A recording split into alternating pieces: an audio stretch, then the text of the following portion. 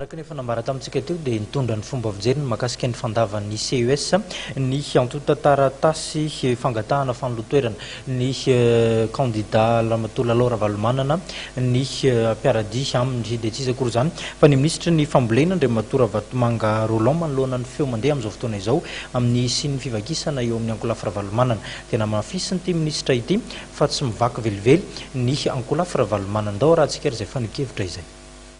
Tsy miteny hoe tsotra fa amafisitry kosa fa hoe mazava ny position na ny fijoroanay avy amin'ny Ankolafy Ravalomanana.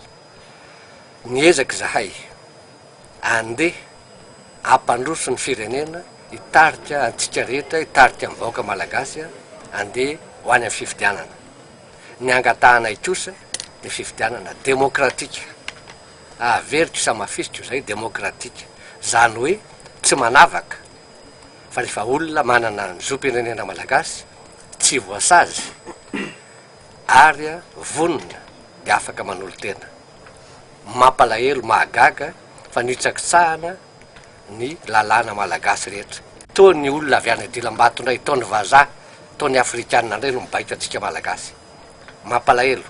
Za dia hitanareo fa raha misy angamba ministra mba niezaka ny iara-iasa bebe kokoa tady famatsim-bola tsy miambo amin'izany fa ny zava-misy na zay mba anisan'ny ministera nahazo famatsim-bola be raha ilaina ny fisitahana vonona zay hiataka fa mbola vonona zay androso sosokevitra, vonona zay fampidinika fa misy fetra ny fampitiniana amin'izay atao rehetra.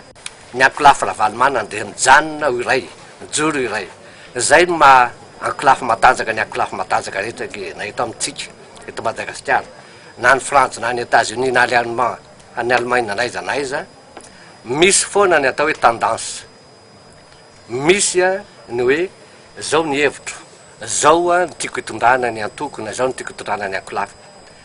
Pluralisme démocratique zay,